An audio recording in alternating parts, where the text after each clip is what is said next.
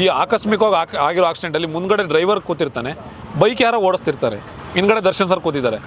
ಡ್ರೈವರ್ಗೆ ಚಮ್ಮ ಕೊಟ್ಟ ಡ್ರೈವರ್ಗೆ ತಿಗ ಉರಿತು, ಹೋಗ್ಬಿಟ್ಟು ಅವನಿಗೆ ಗುದ್ದ. ಹಿಂದ್ಗಡೆ ಕೂತಿರೋ ಅಮಾಯಕ ಏನು ಮಾಡ್ಬೇಕು ಸರ್? ಅಮಾಯಕ ಸೂಪರ್ ಸ್ಟಾರ್ ಅನ್ನೋ ವಿಚಾರಕ್ಕೆ ಅಮಾಯಕನ ಹಿಡ್ಕೊಂಡು ನ್ಯೂಸ್ ಇರ್ಬೋದು ಅಥವಾ ಹೊರಗಡೆ ಏನೇ ಸ್ಪ್ರೆಡ್ ಮಾಡ್ತಿರೋದಿರ್ಬೋದು, ಅಷ್ಟು ಚೆನ್ನಾಗಿ ಸ್ಪ್ರೆಡ್ ಮಾಡ್ತಾ ಇದ್ದೀರಲ್ಲ. ಪ್ರತಿಯೊಬ್ಬ ಅಭಿಮಾನಿ ಇವಾಗ ಯಾವುದೇ ಸೂಪರ್ ಸ್ಟಾರ್ಗಿರ್ಬೋದು, ಎಲ್ಲ ಸೂಪರ್ ಸ್ಟಾರ್ಗಳಿಗೂ ಮಿಡಲ್ ಕ್ಲಾಸ್ ಅವರೇ ಒಳ್ಳೆ ಫ್ಯಾನ್ಸ್ ಇರೋದು. ಆ ಮಿಡಲ್ ಕ್ಲಾಸ್ ಅಂದರೆ ರೈತರು ಇರ್ತಾರೆ, ಗಾರ್ಮೆಂಟ್ಸ್ಗೆ ಹೋಗೋರು ಇರ್ತಾರೆ, ಆಟೋ ಡ್ರೈವರ್ಸ್ ಇರ್ತಾರೆ, ಎಲ್ಲ ಸೂಪರ್ ಸ್ಟಾರ್ಗೂ ಅವರೇ ಫ್ಯಾನ್ಸ್ ಇರೋದು, ಗಟ್ಟಿ ಫ್ಯಾನ್ಸ್. ಒಂದಲ್ಲ ಒಂದು ರೂಪದಲ್ಲಿ ಅವ್ರ ಪರವಾಗಿ ದರ್ಶನ್ ಸರ್ ನಿಂತಿದ್ದಾರೆ, ರೈತರ ಪರವಾಗಿ ನಿಂತಿದ್ದಾರೆ. ರೈತರ ಪರ ಅಂತ ಬಂದಾಗ ಡಿ ಬಾಸ್ ಫ್ಯಾನ್ಸ್ನ ಪ್ರೀತಿಸುವಂಥ ಅಷ್ಟೇ ಜನಗಳಿಗೆ ಮಾತ್ರ ನಾನು ರೈತರ ಪರ ಅಂತ ಹೇಳಿದಾರ? ಚಾನ್ಸೇ ಇಲ್ಲ. ಆಟೋ ಡ್ರೈವರ್ಸ್ ಪರ ನಿಂತಿದ್ದಾರೆ, ಕನ್ನಡದ ಪರ ನಿಂತಿದ್ದಾರೆ, ಕಾವೇರಿ ಪರ ನಿಂತಿದ್ದಾರೆ.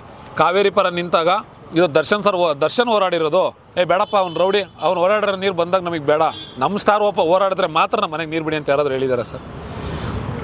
ಒಂದು ರಿಯಾಲಿಟಿ ಶೋ ಕರೆದಾಗ ದರ್ಶನ್ ಸರ್ಗೆ ಹೇಳ್ತಾರೆ, ಆ ರಿಯಾಲಿಟಿ ಶೋಲಿ ಇಷ್ಟು ಪರ್ಸೆಂಟೇಜ್ನ ಅದ್ರಲ್ಲಿ ಬರೋವಂಥ ದುಡ್ಡನ್ನು ಇಷ್ಟು ಪರ್ಸೆಂಟೇಜ್ನ ರೈತರಿಗೆ ದಾನ ಮಾಡಿದ್ರೆ ನಾನು ಬರ್ತೀನಿ ಅಂತ ಹೇಳ್ತಾರೆ. ಪರ್ಸೆಂಟೇಜ್ ಅಲ್ಲ ಸರ್, ಪೂರ್ತಿ ದುಡ್ಡನ್ನು ರೈತರಿಗೆ ದಾನ ಮಾಡ್ತೀನಿ ಅಂತಂದರೆ ನಾನು ಬರ್ತೀನಿ ಅಂತ ಹೇಳ್ತಾರೆ. ಅದಾದಮೇಲೆ ಇನ್ನೂ ಕೆಲವೊಂದು ವಿಚಾರಗಳಲ್ಲಿ ನೀವು ಗಮನಿಸಿರ್ಬೋದು. ಒಂದು ಹೆಣ್ಮಕ್ಳಿಗೆ ಹತ್ಯೆ ಆದಾಗ ಮೊನ್ನೆ ಇವರು ಪಾಪ ಯಾರಪ್ಪ ನೇಹಾ ಅವರ ತಂದೆ ಹೇಳ್ತಾರೆ, ಸರ್ ನಿಮ್ಗೆ ನಿಜವಾಗ್ಲೂ ಹ್ಯಾಟ್ಸ್ ಆಫ್ ಸರ್, ನಿಮ್ಮ ಮಗಳಿಗೆ ಆ ಥರ ಅನ್ಯಾಯ ಆದಾಗ ಫಸ್ಟು ಮಿಡ್ದಿದ್ದೆ ದರ್ಶನ್ ಸರ್. ಅದನ್ನು ನೀವು ತಲೆಯಲ್ಲಿ ಇಟ್ಕೊಳ್ದೇ ಇಷ್ಟು ಅಚ್ಚುಕಟ್ಟಾಗಿ ಅವ್ರನ್ನ ಏನೋ ವಿಚಾರಗಳನ್ನ ಹೇಳಿದ್ರಿ. ನಿಮ್ಗೆ ಒಳ್ಳೇದಾಗಲಿ, ನಿಮ್ಮ ಪ್ರಯತ್ನಕ್ಕೆ ಒಳ್ಳೇದಾಗಲಿ ಸರ್. ನಿಜವಾಗ್ಲೂ ಕಲ್ತ್ಕೊಳ್ಳೋಂಥದ್ದು ತುಂಬ ಇದೆ. ನಮ್ಮ ಜನಗಳಿಗೆ ದರ್ಶನ್ ಸರ್ ಒಂದು ಇಂಟರ್ವ್ಯೂಲ್ಲಿ ಹೇಳಿದ್ದಾರೆ, ಶಾರ್ಟ್ ಟೈಮ್ ಮೆಮೊರಿ ಅಂತ. ಹಿಂಗಾಗಿದ್ದು ನಿಂಗೆ ಮರ್ತ್ಬಿಡ್ತಾರೆ ಅಂತ. ಇವಾಗ ರೌಡಿಗಳು ನಾವು ಡ್ಯಾಶ್ಗಳು ಓಕೆ, ನಿಮ್ಮ ಹೇಳಿದ್ದೆಲ್ಲ ಅಕ್ಸೆಪ್ಟ್ ಮಾಡ್ತಾ ಇದ್ದೀವಿ. ಆಮೇಲೆ ಕಿತ್ತೋದು ನನ್ನ ಮಕ್ಕಳು, ಎಸ್ ರೈಟ್ಸ್. ಈ ಕಿತ್ತೋದು ನನ್ನ ಮಕ್ಕಳು ಕಾವೇರಿ ಗಲಾಟೆ ಆದಾಗ ಹೋಗ್ಬಿಟ್ಟು ನಿಂತಾಗ ಕಿತ್ತೋದು ನನ್ನ ಮಕ್ಕಳು ಬಂದವ್ರೆ ಅಂತ ಯಾರು ಅಂದಿಲ್ಲ. 70 ಟನ್ ಆಹಾರ ಒಂದು ವರ್ಷದಲ್ಲಿ, ಬರೀ ಒಂದು ವರ್ಷದ ಬರ್ಡೆಗೆ 70 ಟನ್ ಆಹಾರನ ಅನಾಥಾಶ್ರಮಕ್ಕೆ, ವೃದ್ಧಾಶ್ರಮಕ್ಕೆ ಕೊಟ್ಟಾಗ ಯಾರೂ ಕಿತ್ತೋದವ್ರು ಕೊಟ್ಟಿರೋದು, ರೌಡಿಗಳು ಕೊಟ್ಟಿರೋದು ಬೇಡ ಅಂದಿಲ್ಲ. ಪ್ರಾಣಿಗಳು ದತ್ತು ತಗೊಳ್ಳೋವಾಗ ಕೋಟ್ಯಾಂತರ ರೂಪಾಯಿ ದುಡ್ಡು ಕೊಟ್ಟಿದ್ದೀವಿ, ಅವಾಗ ಯಾರೂ ಬೇಡ ಅಂದಿಲ್ಲ. ರೌಡಿಗಳು ಕೊಡ್ತಾ ಇರೋ ದುಡ್ಡಪ್ಪ ಇಸ್ಕೊಬೇಡಿ ದರ್ಶನ್ ಸರ್ ಫ್ಯಾನ್ಸ್ಗಳು ಅಂತ.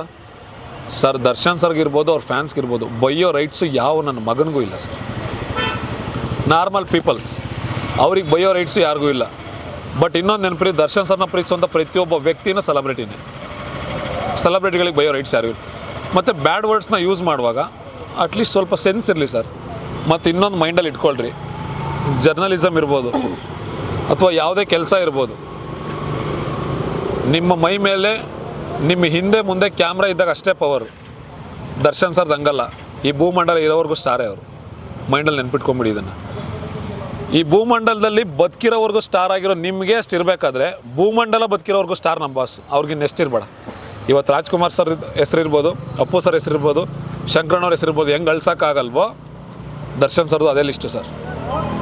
ಬೇರೆಯವ್ರು ದರ್ಶನ್ ಸರ್ ಹೇಳಿರ್ಬೋದು ನಮ್ಮನ್ನು ಅವ್ರಿಗೆ ಹೋಲಿಸ್ಬೇಡಿ ಅಂತ, ಬಟ್ ನಾನು ಧೈರ್ಯವಾಗಿ ಹೇಳ್ತಾ ಇದ್ದೀನಿ, ದರ್ಶನ್ ಸರ್ದು ಅದೇ ಲಿಸ್ಟೇ. ಈ ಭೂಮಂಡಲ ಇರೋವರೆಗೂ, ಚಿತ್ರರಂಗ ಇರೋವರೆಗೂ, ಮನುಷ್ಯರು ಎಲ್ಲಿವರೆಗೂ ಬದುಕಿರ್ತಾರೋ ಅಲ್ಲಿವರೆಗೂ ಅಳ್ಸೋಕ್ಕಾಗದೇ ಇರೋ ಹೆಸರು. ಜಸ್ಟ್ ನಿಮ್ಮ ಕೆಲಸ ನೀವು ರಿಸೈನ್ ಮಾಡೋವರೆಗೂ, ಇಲ್ಲ ಟಿ ವಿ ಅವ್ರು ಕಿತ್ತಾಚೆ ಹಾಕೋವರೆಗೂ. ಈ ವ್ಯಕ್ತಿದು ಹಂಗಲ್ಲ. ಈ ವ್ಯಕ್ತಿ ಸತ್ರೂ 10 ತಲೆಮಾರಲ್ಲ 100 ತಲೆಮಾರು ಚೇಂಜ್ ಆದ್ರೂ ಈ ಹೆಸರನ್ನ ಅಳ್ಸೋಕ್ಕಾಗಲ್ಲ. ಕ್ಷಣಕ್ಕೆ ಬದಲಾಗೋ ನಿಮಗೆ ಅಷ್ಟು ಇರಬೇಕಾದ್ರೆ, ಯಾವುದೋ ಟೈಮಲ್ಲಿ ಕೆಲಸ ಕಳ್ಕೊಳ್ಳೋ ನಿಮಗೆ ಅಷ್ಟು ಇರಬೇಕಾದ್ರೆ, ಸತ್ತ ಮೇಲೂ ಆ ಬ್ರ್ಯಾಂಡ್ ಜೀವಂತವಾಗಿರುವಂಥದ್ದು ಆ ವ್ಯಕ್ತಿನ ಪ್ರೀತಿಸೋರು ನಮಗೆ ನೆಕ್ಸ್ಟ್ ಇರಬೇಡ. ದಾನ ಧರ್ಮದ ಬಗ್ಗೆ, ಡಿ ಬಾಸ್ ಫ್ಯಾನ್ಸ್ಗಳ ಬಗ್ಗೆ ಅಥವಾ ಯಾವುದೇ ವ್ಯಕ್ತಿ ಬಗ್ಗೆ, ಯಾರೇ ಸೆಲೆಬ್ರಿಟಿಗಳಾಗಲಿ ಅಥವಾ ಯಾವುದೇ ವ್ಯಕ್ತಿಗಳಾಗಲಿ ಅವ್ರ ಬಗ್ಗೆ ಮಾತಾಡೋದಕ್ಕಿಂತ ಮುಂಚೆ ಫಸ್ಟು ಯೋಚನೆ ಮಾಡಬೇಕು. ಪ್ರತಿಯೊಬ್ಬ ಮನುಷ್ಯ, ನಾರ್ಮಲ್ ಪೀಪಲ್ಸ್, ಪ್ರತಿಯೊಬ್ಬ ಇವತ್ತೇನು ನೆಗೆಟಿವ್ ಕಮೆಂಟ್ ಆಗ್ತಿರೋ ಅಂತ ಎಲ್ಲ ನನ್ನ ಅಕ್ಕ ತಂಗಿರಿರ್ಬೋದು, ಬ್ರದರ್ಸ್ ಇರ್ಬೋದು, ಯೋಚನೆ ಮಾಡಿ. ಒಬ್ಬ ಮನುಷ್ಯ ಆಗಿ ಯೋಚನೆ ಮಾಡಿ. ಒಂದು ಹೆಣ್ಮಗಳಿಗೆ ನನ್ನ ಅಕ್ಕನೋ ತಂಗಿನೋ ಅಥವಾ ಇನ್ನೊಬ್ಬರು ಮತ್ತೊಬ್ಬರು ನನಗೆ ನನ್ನ ಫ್ರೆಂಡ್ ಲವರ್ ಇರ್ಬೋದು, ನನ್ನ ಫ್ರೆಂಡ್ ಅವ್ನು ಲವರ್ ಹತ್ರ ಹೇಳ್ಕೊಳಕ್ಕಾಗ್ದಿರೋ ಬಂದು ನನ್ನ ಹತ್ರ ಹೇಳಿರ್ತಾಳೆ, ಅಣ್ಣ ಈ ಥರ ಯಾರೋ ಹಿಂಸೆ ಕೊಡ್ತಿದ್ದಾನೆ ನೋಡಿ ಅಣ್ಣ ಅಂತ. ಒಬ್ಬ ಗಂಡಸಾದವನು ಹೋದಾಗ ಫಸ್ಟು ನೀನು ಮರ್ಮಾಂಗ ತೋರಿಸಿದೆಯಲ್ಲಪ್ಪ, ನನಗೆಲ್ಲ ತೋರಿಸ್ಬೇಡ, ತಪ್ಪು ಇದು ಅಂತ ಹೇಳಲ್ಲ, ಫಸ್ಟು ಕಪಾಳಕ್ಕೆ ಹೊಡಿತಾನೆ. ಯಾಕಂದರೆ ಹೆಣ್ಮಕ್ಳಿಗೆ ಒಂದು ಗೌರವ ಇದೆ. ಒಳ್ಳೆಯವಳಿರಲಿ ಕೆಟ್ಟವಳಿರಲಿ ಸರ್, ಒಂದು ಯೋಚನೆ ಮಾಡಿ ಸರ್, ಯಾವುದೇ ಒಂದು ಹೆಣ್ಮಗಳಾಗಲಿ, ಅವಳು ವೇಶ್ಯೆ ಇರಲಿ, 100 ಜನಕ್ಕೆ ಅವಳು ಸೆರಗಾಸಿದ್ರೆ ಅವಳು ವೇಶ್ಯೆ ಅಂತಾರೆ. ಆ ವೇಶ್ಯೆ ಸಮೇತ ಜನ್ಮ ಕೊಟ್ಟ ಮಗನಿಗೆ ದೇವ್ರೆ. ಜನ್ಮ ಕೊಟ್ಟ ಮಗನಿಗೆ ಒಬ್ಬ ವೇಶ್ಯೆ ಕೂಡ ದೇವ್ರೆ. ನಮ್ಮಮ್ಮ ನನಗೆ ದೇವರು, ನಿಮಗೆ ದೇವರಲ್ಲ. ನಿಮ್ಮಮ್ಮ ನಿಮಗೆ ದೇವರು. ಒಂದು ಕಡೆಯಿಂದ ನೋಡೋಕೆ ಹೋದರೆ ಎಲ್ಲರೂ ಒಳ್ಳೆಯವರೇ, ಎಲ್ಲರೂ ಕೆಟ್ಟವರೇ. ತಪ್ಪು ಎರಡು ಕಡೆಯಿಂದನೂ ಆಗಿದೆ, ಆ ಕಡೆಯಿಂದನೂ ತಪ್ಪಿದೆ. ಅವ್ನು ಮಾಡಿರೋದು ತಪ್ಪೇ. ಆ ತಪ್ಪಿಗೆ ಇವ್ರು ಶಿಕ್ಷೆ ಕೊಟ್ಟಿದ್ದಾರೋ ಇಲ್ಲ ಇವ್ರು ತಪ್ಪು ಮಾಡಿದಾರೋ ಅನ್ನೋದು ಪ್ರೂವ್ ಆಗೋದಕ್ಕಿಂತ ಮುಂಚೆ ನಿಮ್ಮಷ್ಟಕ್ಕೆ ನೀವೇ ಊಹಾಪೋಹಗಳನ್ನ ಆಚೆ ಕಡೆ ಸ್ಪ್ರೆಡ್ ಮಾಡ್ತಾ ಇದ್ದೀರಲ್ಲ. ಕನ್ನಡ ಇಂಡಸ್ಟ್ರಿಗೆ ಸರ್ ಕ್ರಾಂತಿ ಕಾಟೇರ ಈ 2 ಸಿನಿಮಾಯಿಂದ ಕನ್ನಡ ಇಂಡಸ್ಟ್ರಿಗೆ ಏನು ಪ್ರಾಫಿಟ್ 60% ಡಿ ಬಾಸ್ ಒಬ್ಬರಿಂದ ಸಿಕ್ಕಿರೋವಂಥದ್ದು, 40% ಮಿಕ್ಕಿರೋದ್ರಿಂದ. ವರ್ಷಕ್ಕೆ 2 ಸಿನಿಮಾ ಬಂದಿಲ್ಲ ಅಂದರೆ ಸರ್ ಕನ್ನಡ ಇಂಡಸ್ಟ್ರಿಗೆ ಥಿಯೇಟರ್ ಹತ್ರ ಹೋಗೋ ಜನಗಳಿರಲ್ಲ. ಒಂದು ಸಲ ಡಿ ಬಾಸ್ ಫ್ಯಾನ್ಸ್ಗಳು ಯಾರು ಬೇರೆಯವ್ರಿಗೆ ಸಪೋರ್ಟ್ ಮಾಡೋದು ಬೇಡ ಅಂತ ಫಿಕ್ಸ್ ಆದ್ವಿ ಅಂದರೆ ಸರ್ ಇವಾಗ ಕೆಲವೊಬ್ರು ಸ್ಟಾರ್ಗಳು ಬಿಟ್ಟು ಇನ್ನು ಮಿಕ್ತವ್ರು ಥಿಯೇಟ್ರ್ ಹೌಸ್ಫುಲ್ ಮಾಡೋದೇ ಕಷ್ಟ ಸರ್. ಅಣ್ಣ ಬೇರೆಯವ್ರ ವಿಚಾರ ಬಿಟ್ಬಿಡಿ ಅಣ್ಣ. ಹೌಸ್ಫುಲ್ ಮಾಡೋದೇ ಕಷ್ಟ ಸರ್, ಅಷ್ಟು ಕಷ್ಟ ಆಗುತ್ತೆ. ಈ ದರ್ಶನ್ ಸರು ಅವ್ರದ್ದು ತೋಟದಲ್ಲಿ ಒಂದು ಅಜ್ಜಿ ಬಂದ್ಬಿಟ್ಟು ನಾನು ನಿನ್ನ ಸಿನಿಮಾ ಅಷ್ಟೇ ಅಪ್ಪ ನೋಡೋದು ಅಂತ ಹೇಳ್ತಾರೆ. ದರ್ಶನ್ ಸರ್ ಹೇಳ್ತಾರೆ ಇನ್ನೂ ಒಂದು 2-3 ಜನ ಹೀರೋಗಳದ್ದು 100-200 ರೂಪಾಯಿ ಕೊಟ್ಟರೆ ಅವ್ರು ಹೊಟ್ಟೆ ತುಂಬಿಸ್ಕೊತಾರೆ ಅಜ್ಜಿ ಅಂತ.